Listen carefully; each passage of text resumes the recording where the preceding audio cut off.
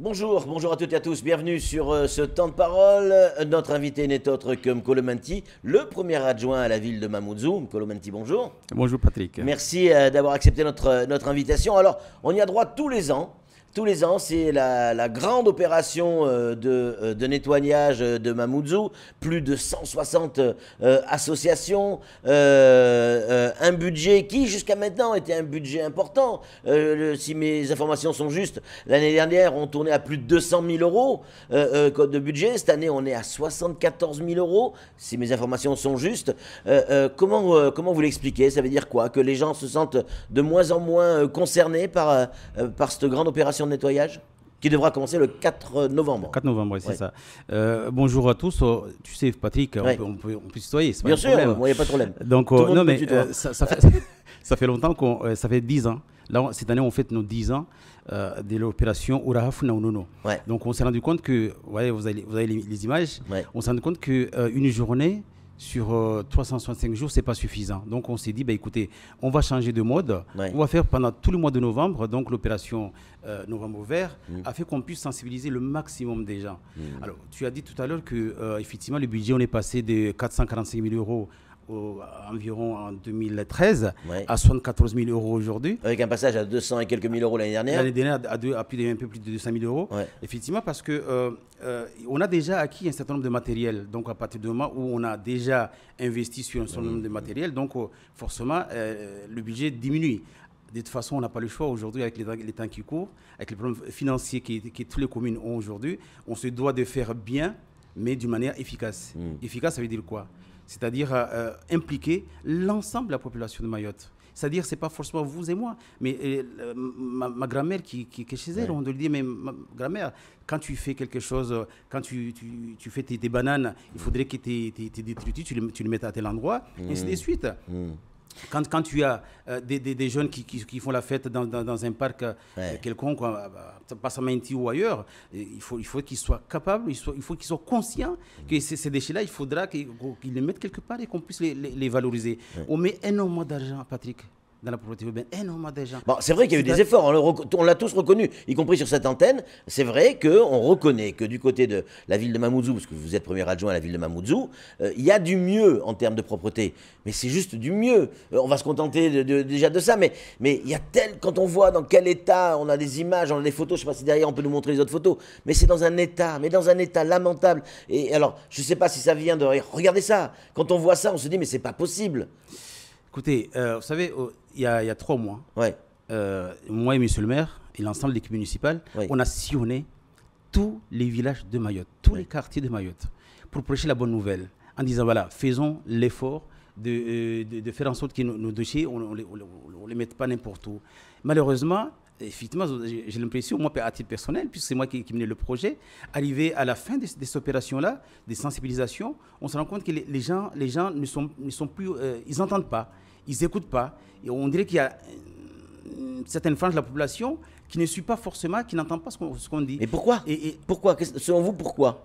Ben, je ne sais pas. Sincèrement, je ne peux pas dire pourquoi les gens n'écoutent pas, pourquoi les gens ne veulent pas. Et pourtant, Dieu sait si au moment où on entrait en campagne en 2020, on s'est dit, on a fait des campagnes voilà, on a fait des mini-sondages. Il n'y a pas de sondages officiels à Mayotte, mais on a fait des sondages à Mayotte, dans nos états-majors respectifs, et on s'est rendu compte que la propreté urbaine, c'était la chose la plus importante. C'est pour cela que dès qu'on s'est installé en 2020, en juillet 2020, on a pris l'arrêté là, cet arrêté-là qui dit la propreté urbaine est la cause communale de notre commune. C'est-à-dire la seule chose qu'on a pris, un arrêté, afin qu'on puisse dire aux gens, voilà, on a compris, on a entendu ce que vous nous dites, et aujourd'hui, on est là pour vous accompagner. Et on vous demande, vous, de nous accompagner. Ouais. Malheureusement, vous l'avez dit tout à l'heure, ce n'est pas suffisant. C'est pour cela qu'on a changé de méthodologie. On a dit, au lieu de le faire pendant... Sur un jour, on le fait sur un mois, sur le un fameux mois. novembre vert. Des questions, plutôt des réponses. Pourquoi les gens sont moins motivés? On a des gens qui nous écrivent et qui nous proposent des réponses. Monsieur le maire, on vous appelle monsieur le maire. Bien sûr. Peut-être... qui sait? Actuellement, par intérim. Déjà. Non, plus sérieusement, M'Kolo Menti, les gens se posent la question, pourquoi c'est à eux de ramasser les déchets? Est-ce que c'est pas le rôle des agents qui sont payés pour ça ou des entreprises qui sont payées pour ça? Question d'un auditeur, une auditrice, pardon. Vous savez, sans les associations, les administrations ne sont rien. D'accord?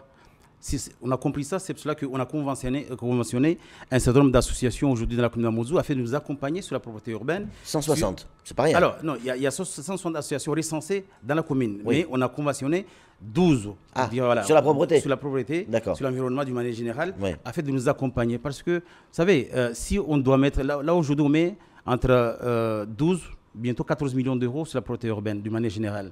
Vous savez, est-ce qu'on peut aller jusqu'où comme ça? On ne va pas prendre la moitié de notre budget sur la propreté urbaine? Non. Il faudrait que chacun fasse un effort. Vous voyez, vous avez les images là sur les carcasses des voitures et les VHU.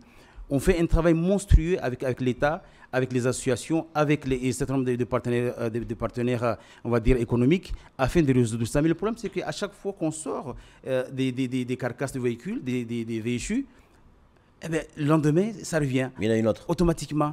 Donc, après, les finances ne sont pas non plus, on va dire incommensurables. C'est ça le problème aujourd'hui. Mais alors, comment nous, citoyens lambda, on peut aider à la propreté de Mayotte, la propreté de notre ville? C'est quand même pas nous qui allons débarrasser des carcasses de voitures comme on voit ici. Alors, ça, c'est des professionnels qui le font. Par contre, non, elles sont encore là.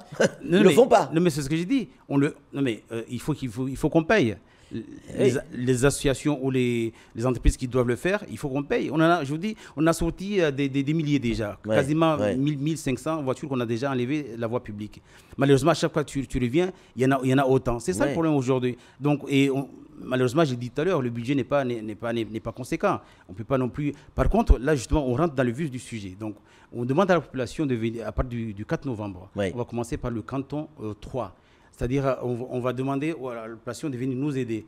On va même leur donner des plantes pour planter sur le quartier, sur les terrains. Et on va demander aux jeunes en primaire, par exemple, les écoles primaires, de faire des concours. On a lancé des concours interquartiers, des concours interécoles, afin de sensibiliser le plus possible. Vous disiez tout à l'heure comment on va faire. Mais écoutez, si on ne fait pas de la prévention dès le départ, ça, c'est clair et net. On ne peut pas amener les gens à comprendre un petit peu le projet qu'on a aujourd'hui. De toute façon, on n'est pas dupe. Le projet qu'on mène aujourd'hui là, c'est pas aujourd'hui qu'on va avoir les bienfaits. C'est dans quelques années, 20 ans, 30 ans peut-être. Mais en tout cas, nous, on s'est dit, on va faire en sorte que l'opération puisse débuter, puisse être ancrée dans la tête des gens. Si on ne le fait pas ancrer dans la tête des gens, Patrick, on aura beau mettre tout ce qu'on veut, on n'y arrivera pas. C'est clair. Des réactions, beaucoup de réactions. Ça intéresse le sujet, nos téléspectateurs. Monsieur le maire, ne soyez pas naïf. Bon, j'élucide. Je vais édulcorer quand même un peu le message. Ne soyez pas naïfs. Vous savez très bien que ce n'est pas nous, les Mahorais, qui rendons Mayotte dans cet état. On sait d'où vient le problème, l'immigration clandestine. Est-ce que vous êtes d'accord avec ça? Alors, non, je ne peux pas cautionner ça comme ça devant les auditeurs parce que je ne connais pas la personne qui a fait ça. Je veux dire, on voit que dans certains quartiers, effectivement, on a des problèmes récurrents par rapport aux déchets. D'ailleurs, avec nos partenaires de l'Académie, on a fait en sorte que dans tous les recoins, au-dessus de Mamoudzou, partout là où les camions ne peuvent pas passer, on a conclu des marchés avec un certain nombre de partenaires afin qu'ils aillent là-bas ramasser ces déchets-là. Malheureusement, on voit qu'à chaque fois qu'il y a la première pluie qui arrive au mois de novembre, tous les déchets qui sont au-dessus viennent en dessous et ça nous cause énormément de problèmes. Mais encore une fois, c'est en sensibilisant, c'est en allant au-devant de ces gens-là, leur parler. Je vous dis, on l'a fait. C'est pas qu'on ne l'a pas fait, on l'a fait pendant un mois quasiment. On est passé dans chaque village, on a prêché la bonne parole. Malheureusement, on voit encore ces choses-là. Le maire de Mamoudzou a demandé à ce qu'on enlève, par exemple, les bacs-là pour que chaque personne ait un bac individualisé. Ces bacs-là, qu'on voit, qui sont pleins, ça dégueule de partout, des déchets avec des rats, on y est allé sur place. On a fait des photos, on a fait des vidéos, on a vu dans quel état c'est. Ces bacs, s'il y a des bacs, c'est que normalement, il y a des camions qui doivent venir les chercher. Il y a bien des marchés qui sont passés avec des entreprises qui doivent ramasser ces déchets. Ça existe. Là, on ne parle pas du petit déchet ou du gros déchet qui est près d'une mangrove. Là, on parle des bacs. Pourquoi ces bacs ne sont pas vidés? Et là, ce n'est pas juste d'un jour. Là, c'est plusieurs semaines. Vous savez, la ville de Mamoudzou, une des villes en France où le ramassage aujourd'hui est le plus important. on fait quasiment tous les jours. Oui, c'est la plus grande ville, ce qui est normal. Non, mais je veux dire même au-delà. Ouais. Je veux dire, les ramassages ailleurs, ça ne se fait pas tous les jours et nous, quasiment tous les jours, on fait des ramassages. Et malheureusement, on doit pouvoir enlever ces bacs-là et qu'on mette les bacs individuels chez soi. Vous savez, quand tu vas en métropole, tu ne vois pas ces bacs-là au dehors. Mais là, on est au début d'un processus. On est là pour améliorer les choses. On va le faire. On a déjà des bacs enterrés. Hein, mais on voit même là où, au Vallon, par exemple, on a des bacs enterrés, des fois, les gens préfèrent laisser les ordures à côté. Donc, ça amène le même problème. Donc, ça réagit, les gens nous disent que ces bacs, ils servent à faire des barrages sur les routes. Effectivement, c'est pour cela qu'on a demandé, le maire de Mamoudzou a demandé à nos amis de l'Académie de pouvoir enlever tous ces bacs-là, parce qu'on le voit tous les jours, à chaque fois qu'il y a des manifestations, ou même il n'y a pas de manifestations, il y a des jeunes qui passent comme ça, sans raison valable, ils prennent les bacs-là, ils les mettent sur l'autre, ils les brûlent, alors qu'il n'y a même pas de manifestation. C'est ça aussi le problème aujourd'hui. Donc on va essayer d'enlever ces bacs-là au fur et à mesure. Je dis c'est un long processus qu'on a engagé aujourd'hui, donc j'espère que d'ici la fin de notre mandature, en 2026, on aura amélioré beaucoup les choses. On rappelle, à partir du 4 novembre, c'est tout le mois de novembre où Mayotte est concernée, où il y a un coup de collier à donner pendant un mois, tous concernés par la propreté de Mayotte. Alors même si c'est pas moi qui ai mis ce déchet par terre, je vais le ramasser et je vais le mettre dans une poubelle. Vers qui je peux m'adresser si je veux rejoindre les équipes pour donner un coup de main et essayer de faire quelque chose, essayer de rendre mon île plus belle? Alors, je n'ai pas le numéro de téléphone de la mairie de Mamoudzou, mais je veux dire, il y a la mairie de Mamoudzou et l'Académie qui est un de nos partenaires. D'ailleurs, c'est eux qui sont responsables de ces déchets-là pour les prendre. Aujourd'hui, on est capable de vous prendre, parce qu'on a dit tout à l'heure, je ne sais pas si les gens ont fait attention, on va donner des plantes. On va demander aux associations.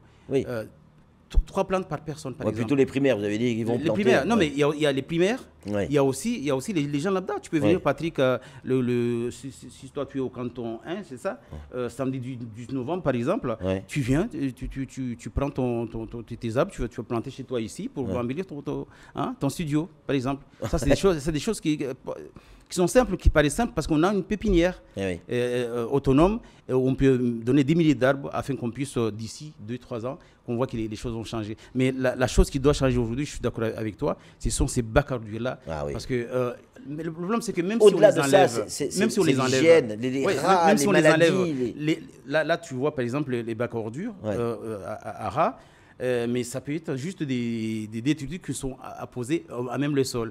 Tous les jours, on a un compte WhatsApp où on demande à ce que les agents interviennent dans tous les recoins de Mamoudzou. Ça, on ne l'a jamais fait auparavant. Aujourd'hui, nous, on le fait. On a dit on va être réactif, c'est-à-dire que tous les gens, toi-même, si tu rentres dans notre compte Facebook ou WhatsApp, tu vas demander à monsieur le maire, envoyez-moi quelqu'un parce que chez moi, il y a des détritus. Donc, c'est une des méthodes qu'on a eues afin qu'on puisse, on va dire, trouver les solutions à cette problématique. On a le droit d'y croire, Nkolo.